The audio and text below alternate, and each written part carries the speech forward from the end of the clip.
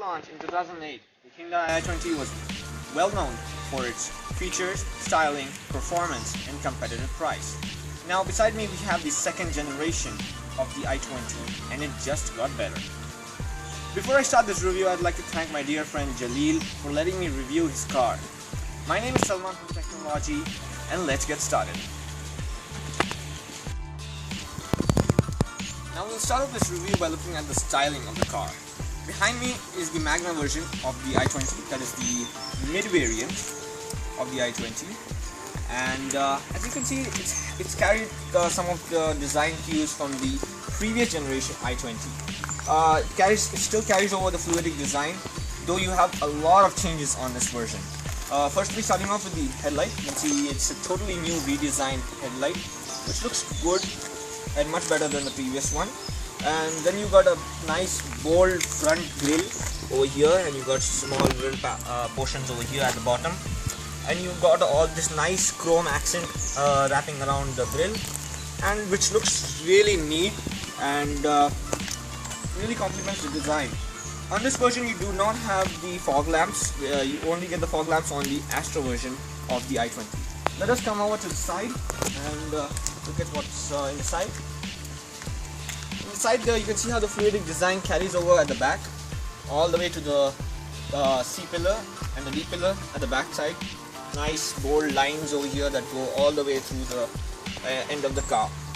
You also get these new 185 section tires, which were not there on the previous generation i20. They offer superior grip and greater ride quality.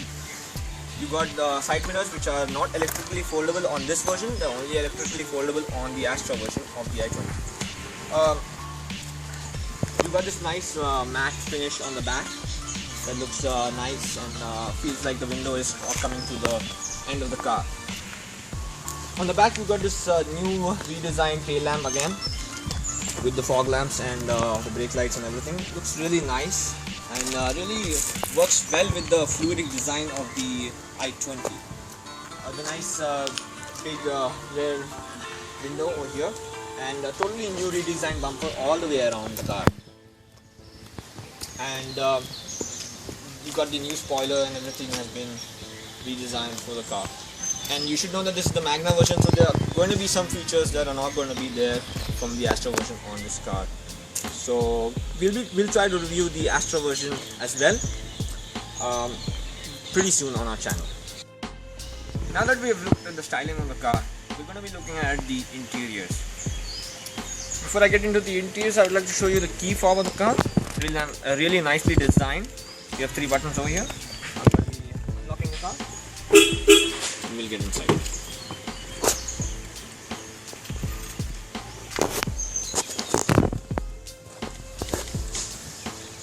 Now inside the car, the front seat feels really comfortable, the driver's seat. The steering has a nice position to it, but on this version, however, you do not have the tilt and telescopic steering wheel, and also this seat is not height adjustable, so shorter riders for me might have a problem viewing in front of them. High support on the seat, however, is pretty good, and I like this nice bolstering on the sides that really help give good support and cushioning to the driver. On the driver's side, you have all these controls in the door. You have controls for the electrically adjustable side view mirrors, and you have the controls for the windows also. Only the driver's seat has one touch power down. The other windows do not have one touch power down or power up. Also you have there's a very good 4-speaker system on this, and there are 4 tweeters, so total you have 8 speakers on the car, and they are pretty good quality.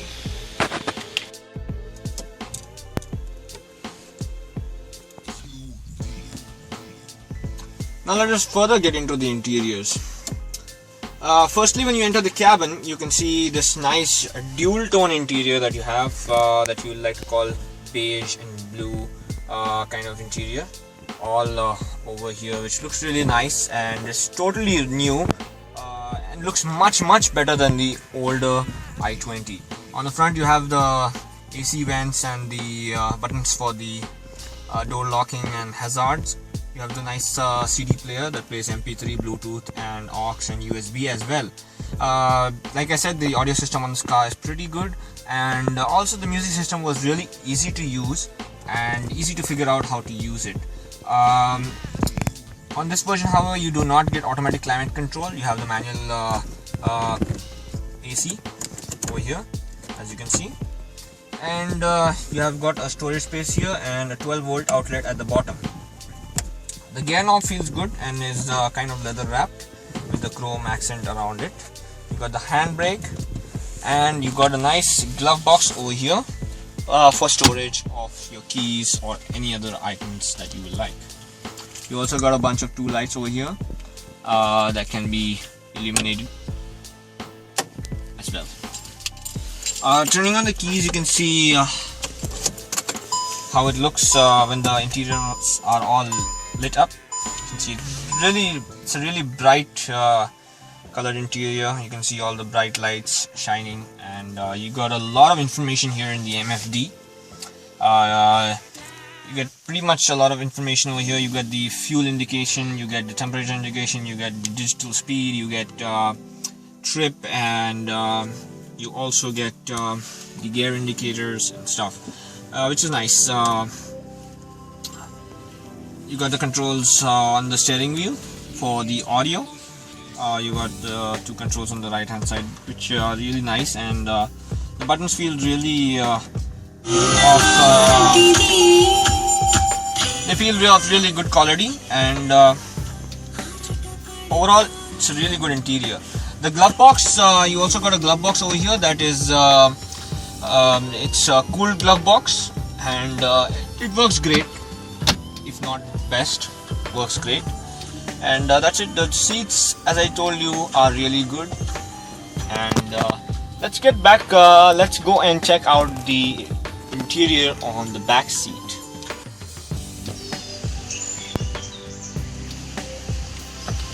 Now let us look at the rear knee room, headroom, legroom and comfort.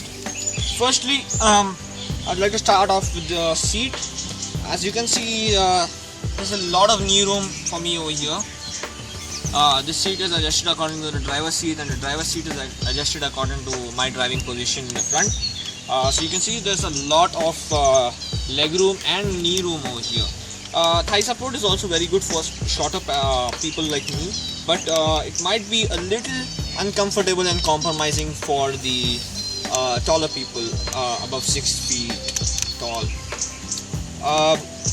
You got rear AC vents over here, which is a really nice addition, and makes the car cool much better in the back.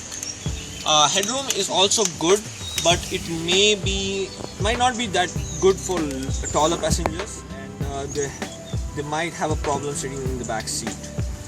There's a lot of space on the seat over here, so 3 people can sit comfortably on this seat.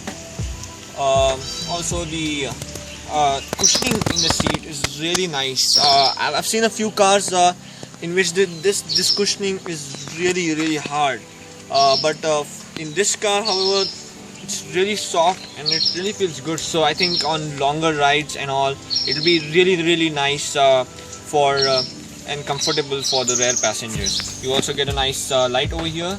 If you want, you can use it as a reading lamp or anything else. You also get a bunch of cubby holes in the side of the door for storing your bottles or any other items. You get a cubby hole over here as well, and you get the power window switch over here. You get pockets. You get a pocket on the passenger side for storing any items if you want, and that's about it. Let's go and check the trunk.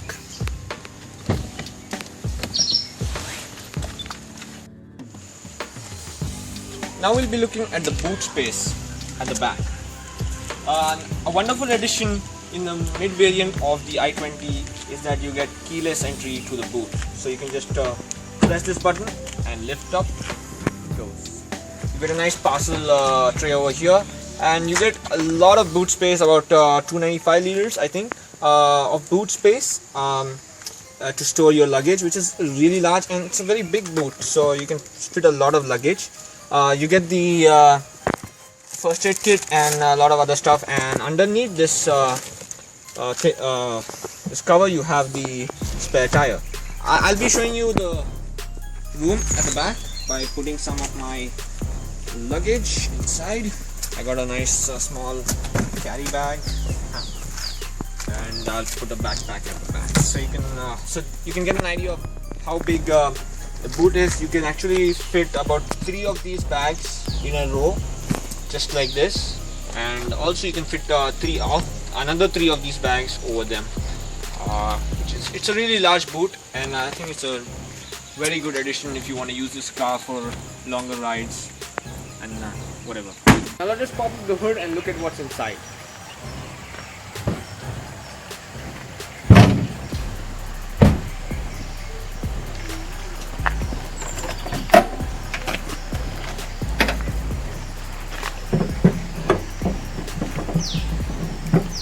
Now, under the hood you have an inline 4-cylinder 1.2 liter petrol motor. This also comes in a diesel version, that is a 1.4 liter CRDE. This petrol motor generates a power of 81 bhp at 6000 rpm and 114 newton meter of torque at 4000 rpm. Fuel capacity on this car is 45 liters, and the mileage, the estimated fuel economy on this car is 13 to 18. I've been averaging around 15 to 16 in city and highway conditions, which is fairly good for a car of this class. The engine is very torquey and performance is really good for a 1.2 liter engine of this size. It's really nice, performance is good, throttle response is good, but sometimes I feel like there's a minute amount of lag in the throttle response, but that's not a big deal. It's still very good, and it's an awesome engine. Add the engine revving and the starter.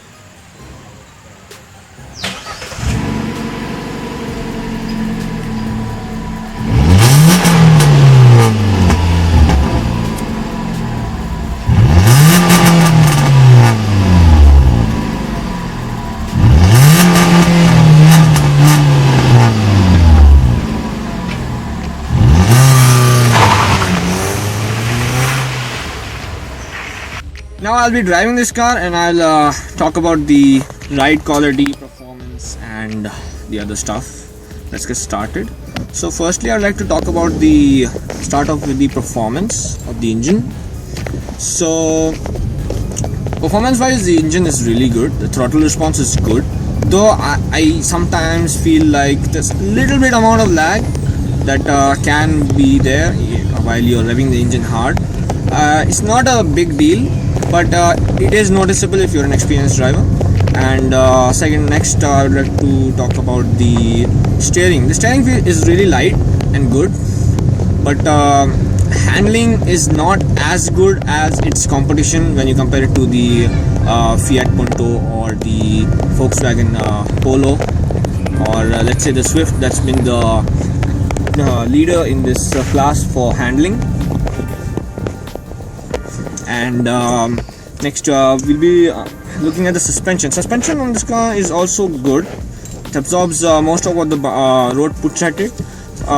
Comparing it to the Polo, it's not as stiff, and but it's good. It's really good, and it is really comfortable.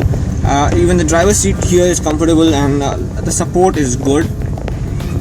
I really like the driving dynamics of this car. It's pretty good, but it could have been better. They could have improved the handling, and the steering tends to get stiffer while you're on the highways, which for some people might be a good thing, and for others might be a bad thing too. It depends on your own likes. So that's about it for the ride quality. And also, before I end this, I would like to speak about the gearbox of the car. The gearbox is good. It's really light and shift and the throws are really short, and it's really easy to just shift gears thanks to the lightweight gearbox. It's not very heavy, and the clutch is also very light and feels really good. And even the gear ratios are short, so it's good when you're in city traffic. It's good when you're in city traffic. Overtaking is an ease thanks to the strong, powerful engine, and it's really torquey. So if you just push the throttle, it'll just rev hard. So it's a lot of fun driving this car, and overall it's a good impressions that I would like to give you about this car. Now let us look at the verdict. Firstly, I start off with the interiors. The interiors are very nice. You got the dual tone color inside the interiors, and it gives a nice look overall to the interiors, and you got a lot of features. Even though this is a Magna version of the i20, that's a mid version, you get a lot of features with this. Compare it to the other cars in this segment, compared to the other cars of mid segment, so you don't get all these features in the other cars. So it's a very feature rich car. It's nice, you get a lot of features, you get Bluetooth connectivity, and a lot of things. The MFD is very informative, and gives you a lot of information about the car, the fuel temperature and everything. Next when it comes to the performance is really good.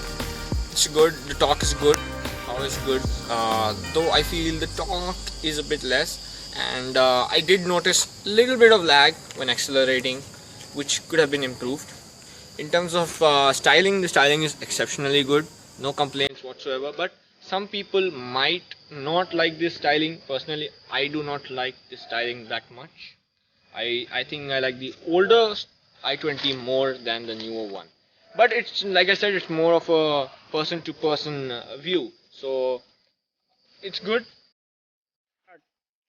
Looking at the handling for the city conditions, the handling is good, but when it comes to high speed control on highways and faster roadways, you might not like the handling, and compared to its competitors, it's not as fun to drive and fun to handle as its competition like the Polo or the Punto or the Swift, which have been leaders in the styling segment from a long time. Suspension is good. It absorbs most of what the road puts at it. It's comfortable.